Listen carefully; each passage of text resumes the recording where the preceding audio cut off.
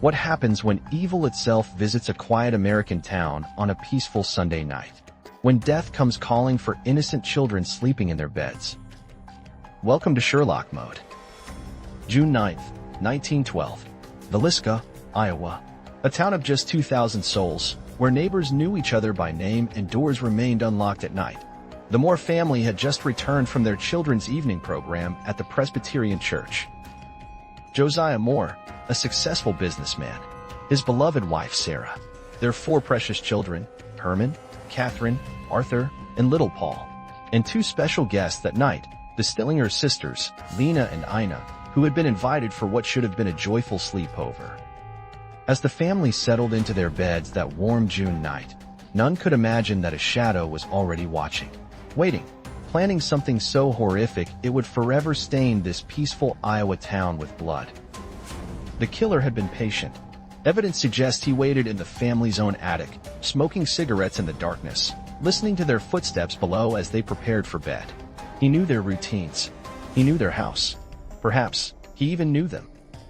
Sometime after midnight, when the house had fallen completely silent, the killer made his move. He descended from the attic like death itself, carrying Josiah's own axe, taken from their backyard coal shed. The killer's first targets were Josiah and Sarah. He struck with such tremendous force that the axe gouged deep marks into the ceiling above their bed. Josiah's face was obliterated beyond recognition, a violence so extreme it suggested personal rage. But the killer was far from finished. He moved methodically through the house, visiting each sleeping child. Herman, 11 years old. Catherine, just 10. 7-year-old Arthur, and little Paul, only 5, each struck down in their innocent sleep. The Stillinger sisters met the same fate downstairs. Young Lena showed signs of defensive wounds. She may have awakened in those final terrifying moments, trying desperately to fight off her attacker before death claimed her too. And then came the most chilling part. The killer wasn't satisfied with murder alone. He returned to each victim, striking their faces again and again with the blunt end of the axe, ensuring they could never be identified. This wasn't just murder, it was obliteration. But what the killer did next revealed a disturbed mind operating on levels beyond simple murder. He began performing bizarre rituals that would puzzle investigators for over a century. Every mirror in the house was carefully covered with clothing and blankets. Every window was draped shut. The victims' faces were covered with bedsheets. It was as if the killer couldn't bear to see what he had done, or didn't want to be seen. Then came perhaps the most baffling detail of all. The killer removed a 4-pound slab of bacon from the family's icebox and placed it carefully in the downstairs bedroom, wrapped in a towel beside the murder weapon. Why? What possible purpose could this serve? In the kitchen, investigators found an untouched plate of food and a bowl of bloody water. The killer had prepared himself a meal but never ate it. He had washed his hands but not his conscience. These weren't the actions of a simple murderer. They suggested something far more sinister. When morning came, neighbor Mary Peckham noticed something was wrong. The Moore family always did their morning chores early, but the house remained eerily silent. No movement, no sounds of life. Ross Moore, Josiah's brother, used his key to enter the house. What he discovered in that downstairs bedroom would haunt him forever. The lifeless bodies of the Stillinger sisters, just the beginning of the horror that awaited throughout the house. Within hours, the news had spread throughout Villisca like wildfire. The entire town descended upon the Moore house, desperate to see the carnage for themselves. They contaminated the crime scene, handled evidence, even stole pieces of skull as macabre souvenirs. The investigation that followed was a disaster. Evidence was destroyed. Witnesses were confused. And as days turned to weeks, then months, then years, one question haunted everyone. Who could commit such an unthinkable act of evil? The first major suspect emerged almost immediately. The Reverend Lynn George Jacqueline Kelly, a traveling minister who had been in Villisca the very night of the murders. But Kelly was no ordinary man of God. Kelly had a history of mental breakdown, inappropriate behavior with young women, and sending obscene materials through the mail. He had left Villisca on the early morning train, hours before the bodies were discovered, but not before allegedly telling fellow passengers about 8 dead souls back in Villisca. But here's where the case takes an even stranger turn. Kelly became obsessed with the murders, writing letter after letter to police and investigators, claiming he had heard sounds that night, possibly even witnessed the killings. Was this the behavior of a guilty man, or something else entirely? In 1917, 5 years after the murders, Kelly was arrested and charged. Under intense interrogation, he confessed, claiming God had whispered to him to suffer the children to come unto me. But at trial, he recanted everything. 2 juries heard Kelly's case. The first deadlocked 11-1 for acquittal. The second jury acquitted him completely. But many in Villisca remained convinced of his guilt. The question lingered. If not Kelly, then who? Other suspects emerged from the shadows of suspicion. Frank F. Jones, a wealthy state senator and Josiah's former business partner, had plenty of reasons to hate the Moore family. Business rivalry, alleged affairs, political ambition. Some believe Jones hired a killer, possibly William Mansfield, known as Insane Blackie, a violent ex-convict and Army deserter. Mansfield had been connected to other axe murders across the Midwest, leaving a trail of blood in his wake. But Mansfield had an alibi. Payroll records showed he was working hundreds of miles away in Illinois. Yet witnesses claimed to have seen him boarding a train near Villisca the morning after the murders. Truth or mistaken identity? The mystery deepened. As investigators dug deeper, they uncovered a terrifying pattern. Similar axe murders had occurred across the Midwest between 1911 and 1912. Entire families bludgeoned to death, faces covered, mirrors draped, all near railroad tracks. In Colorado Springs, the Wayne and Burnham families were found murdered in their beds, their heads covered with bedsheets, windows draped shut. In Ellsworth, Kansas, the Showman family met the same fate. The killer's signature was unmistakable. This was the work of America's first traveling serial killer, a monster who rode the rails from town to town, selecting families with young children, especially those with adolescent girls. But who was this shadow that haunted the heartland? In recent years, researchers Bill and Rachel James have proposed a shocking solution. They believe the killer was Paul Mueller, a German immigrant who had been the prime suspect in a similar family massacre in Massachusetts in 1898. Mueller fit the profile perfectly. A drifter who worked odd jobs near railroad towns.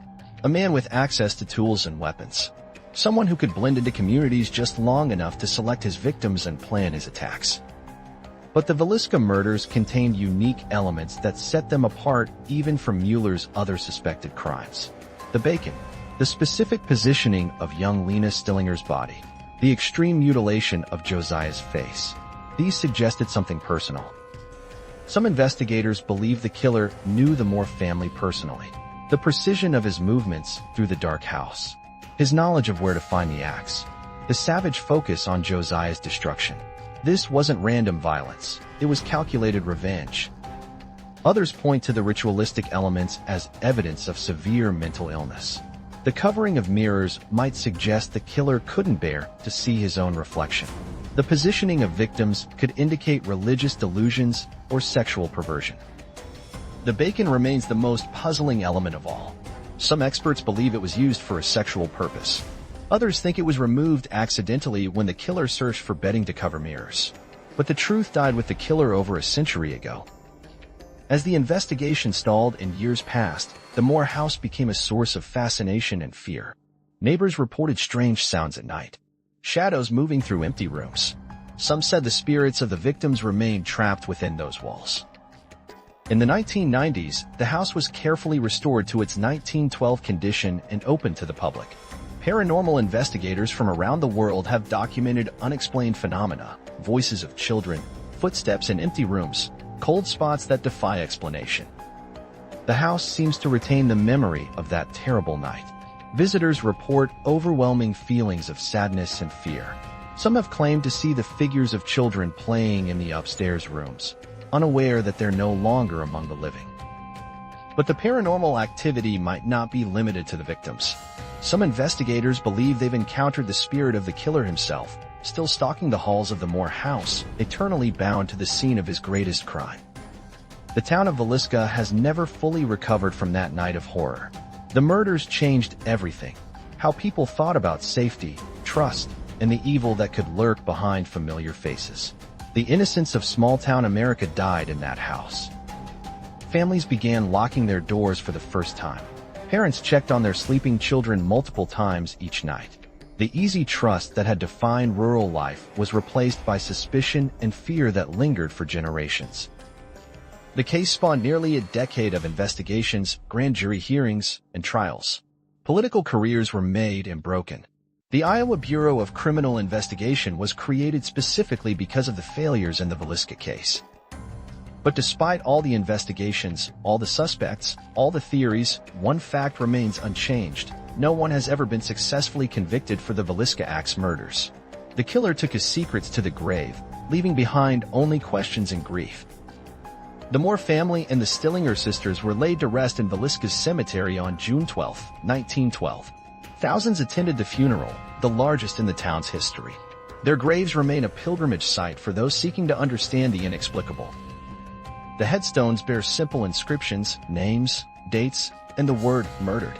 But they cannot capture the lives cut short, the potential never realized, the families destroyed by one night of unimaginable violence. Over the decades, countless amateur detectives, professional investigators, and true crime enthusiasts have tried to solve the case. Each believes they've found the missing piece of the puzzle. Yet the mystery endures, as elusive as ever. Modern forensic science offers new possibilities: DNA analysis, advanced fingerprinting techniques, computer modeling. But the evidence from 1912 was contaminated, lost, or destroyed long ago. Science cannot resurrect what never survived. Some evidence does remain. The axe itself survived and is now on display at an Iowa museum. Crime scene photographs, though limited, still exist. Testimony from witnesses was preserved. But are these fragments enough to solve a century-old puzzle? The house at 508 East 2nd Street continues to draw visitors from around the world. They come seeking answers, thrills, or simply to pay respects to the victims. But the house keeps its secrets, just as it has for over a century. Every year on June 10th, the anniversary of the murders, the house seems to hold its breath. Local residents report an unusual stillness, as if the very air remembers what happened on that terrible night so long ago. The children's toys that were found scattered in their rooms have been preserved and restored. Small wooden trains, dolls with porcelain faces, games that will never be played again. These simple objects carry the weight of interrupted lives. In the attic where the killer waited, investigators have discovered graffiti left by visitors over the decades. Names, dates, and questions scrawled in the wooden beams. Each visitor hoping to leave their mark on this place of infamy. The kitchen where the killer prepared his uneaten meal has been restored to 1912 condition. The same type of stove, the same ice box, the same wooden table. It's as if time stopped at the moment of discovery. Modern technology has allowed us to create three-dimensional reconstructions of the crime scene, showing exactly how the killer moved through the house. But understanding his path doesn't explain his motive. The basement of the house, rarely mentioned in most accounts, contained its own mysteries. Coal storage, preserves, and hidden spaces where a killer might have concealed evidence or even hidden before the attack. Blood evidence, though degraded by time and contamination, revealed the killer was likely right-handed and of average height. He worked methodically, without panic. This was not a crime of passion but of calculated evil. The weather that night was recorded as warm and humid with occasional light rain. The dampness might have muffled sounds, helping the killer move undetected. Even nature seemed to conspire in this act of darkness. Investigators found that the back door, through which the killer likely entered, showed no signs of forced entry. Either it was unlocked, as was common in 1912, or the killer had a key. This suggested local knowledge. The Presbyterian church where the family attended their final service still stands in Villisca. The same pews where they sat, the same altar where they prayed, now serve as a monument to innocence lost. Some researchers believe the answer lies not in who committed the crime, but in understanding the mind that could conceive such horror. What darkness must consume a person to murder sleeping children? The railroad tracks that brought the killer to Villisca still carry trains today. Passengers pass the murder house without knowing they're traveling the same route that death once took. The rails remember, even if the riders don't. Over 111 years have passed since that terrible night. The last person who might have had personal memories of the Moore family is long dead. The case has passed from living memory into legend. Yet the quest for answers continues. New books are written. New theories proposed. New suspects suggested. The human need to understand evil drives us to keep searching, even when the trail has gone cold. Perhaps that's the real legacy of the Villisca Axe Murders, not just the horror of what happened, but our refusal to let evil win by allowing it to be forgotten. We remember the victims. We seek justice. We never stop asking why. The house at 508 East 2nd Street stands as a testament to both human evil and human resilience. It has survived over a century, weathering not just time but the weight of the tragedy it contains. Visitors often ask if they should fear the house. But perhaps the real question is whether we should fear what humans are capable of when darkness takes hold of their hearts. The more children's laughter once filled those rooms. The Stillinger sisters' giggles echoed through the halls. Now only silence remains, broken occasionally by the footsteps of those who come to remember. Let us analyze what we know. A killer with intimate knowledge of the house and family.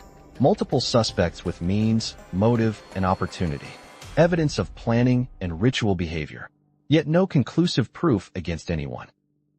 The case remains a puzzle with pieces scattered across time. Some evidence lost forever. Some suspects dead before justice could be served. Some truths buried with those who knew them. Perhaps the Villisca Axe Murders will never be truly solved. Perhaps that's fitting for a crime so senseless, so brutal, so removed from human comprehension that it defies rational explanation.